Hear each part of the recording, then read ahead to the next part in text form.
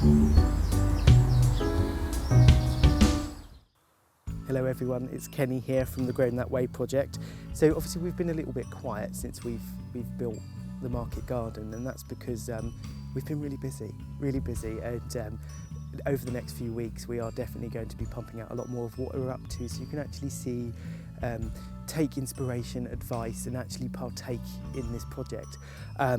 Adam here behind the screen as such is popped in to see what we're up to today, and I've just got some very cheap and cheerful lavenders. Now, lavender's a bit of a mixed blessing in the West Country because we are a little bit wet for it, so it doesn't always do very well. But you know, we were sort of these were a sort of cheap and cheerful sort of exercise, and so what you can see down here is I'm just sort of put them in the gravel path. So this dries out quite a lot, so all I'm doing is cutting in to where we've laid and adding a little bit of sort of organic matter, which raises them into the gravel bed.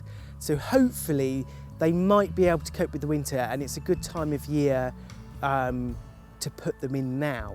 The one thing with lavender is that they really hate being wet. If they sit in the wet, they're gone. So it's a bit of an experiment. They may all die, but we're going to give it a go. So I'm just plocking in a few sort of lavenders, and as you can see, these have been forced. You know, so these will be off of a production line somewhere, and these would have been grown under it in a tunnel. So we've got them coming into flower, and I don't want that yet. So I'm sacrificing the flowers to encourage this to bush out and then flower later on in the year. So you know, that's a little bit, if you really do want to give lavender a go in this part of the world, it does need to be on a really free draining site, and perhaps somewhere where it's not going to get beaten so much by the rain. And then if you get something like this, I would advise nipping it back like this into a nice little shape, because what it will do is it will the side shoot and it will flower again later on. So sacrifice now for the benefit of later. So I've just, as you can see, I've just cut sort of a hole into the underlay here. This hole may not work because it is a little bit wet under here, and but we'll give it a go. The idea is because this is all very gravelly and pooey ground really, is that digging in a little bit of that will just help establish the plant, and that it should hopefully sort of get on with things. And so I'm just putting that in like that, and then I'm just grabbing some of this sort of compost that I've got and just adding it to the hole. So think of it like, it's like a pot in the ground is the only way I can explain it, but this will anchor in, you know, and I don't expect all of these to survive, if I'm honest. I'm just making sure. But if some do, that would be really great, because it would be really nice to just have some lavenders along here. Another one that is much more reliable is rosemary. Rosemary grows really well in this part of the world. And then all I'm doing is then just covering it back over with our chippings, and get some from there. And that will all bed in, and hopefully, all being well, we'll never know we planted that, and they'll turn into lovely bushes. So this part of the market garden is you know, this is a man-made construct.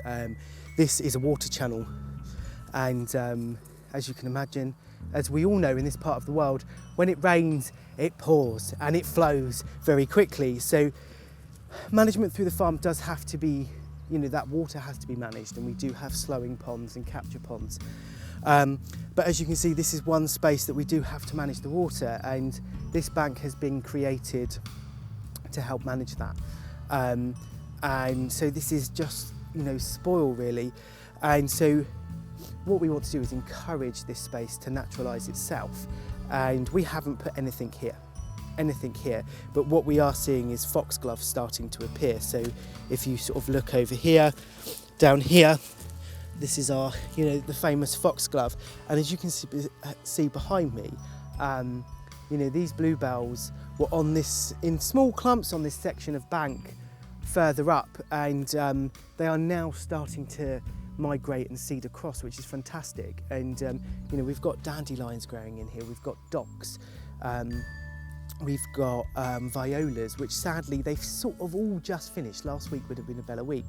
But these are the things in these spaces that we want to allow that home for. And so in this swathe of the market garden that is sort of just an empty space for us at the moment, we will be having a little hut, but we're going to allow, this is one section, we're really just going to allow this stuff to thrive and just take root. It would be really lovely to have, you know, things like foxgloves and bluebells just, you know, sort of taking grip. And I think when we take something like the bluebell, we all know the bluebell, you know, that famous, you know, and its Latin name, if you want to know, is Hysithinoides non-scripta, but it's also an endangered plant.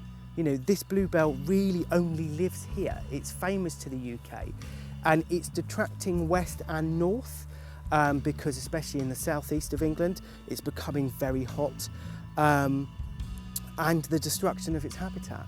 You know, we know it as an understory plant that grows in the woodland. It's famous when the woodlands turn blue. So if you're out in the woods, anywhere in the UK, please respect it, admire it, don't pick it, don't dig it up. You know, we want to save this plant for the future, so appreciate it. You know, if you want bluebells in your garden, you can buy them from, you know, bulb suppliers that have correctly harvested and produced them online. So that's what I would say. But it's really nice to start seeing, you know, and there's a few different ferns growing in here. There's all sorts of stuff. There's a whole list of things, but I thought it would just be really nice to show you actually the natural flowers that are just popping up, and it's really exciting to see.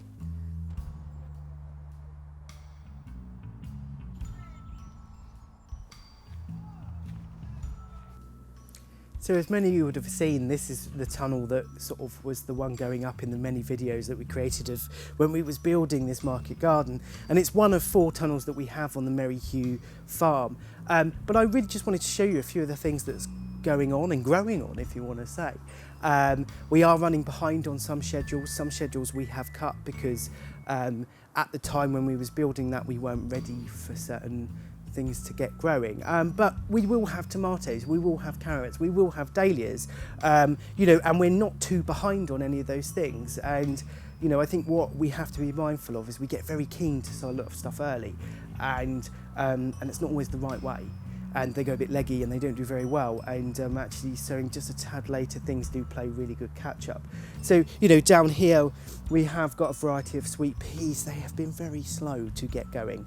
And the same with the dahlias. They're just really now starting to come through, and you can see all these lovely leaves coming out. So we will probably another week for me to allow them to get a bit more growth on them, and I will nip them out to allow them to bush more, and the cuttings that we take off of those will be propagated as well. You know, we've got a mix of sunflowers, we've got different sugar snaps, we've got mange tout, we've got kale growing, we've got lettuces, there's tomatoes in here, and then we've got stuff in some of our other houses. So there's lots of stuff going, and today I've got lots of stuff that I need to sow as well.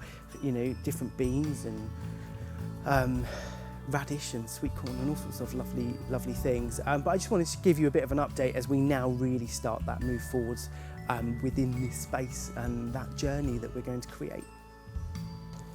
So I just wanted to show you, this is, you know, one exciting area. These are our gladioli that have started to come up, and it's quite impressive. I probably have planted them slightly closer than I would have liked to, but we're going to give it a go, see what happens. And to the sort of, I suppose, my left, your right, you can see the lovely horse prints that are in the market garden as the ponies broke out the other day and came through. And that is the reality of working on a farm with lots of animals and a space that's growing lots of nice stuff.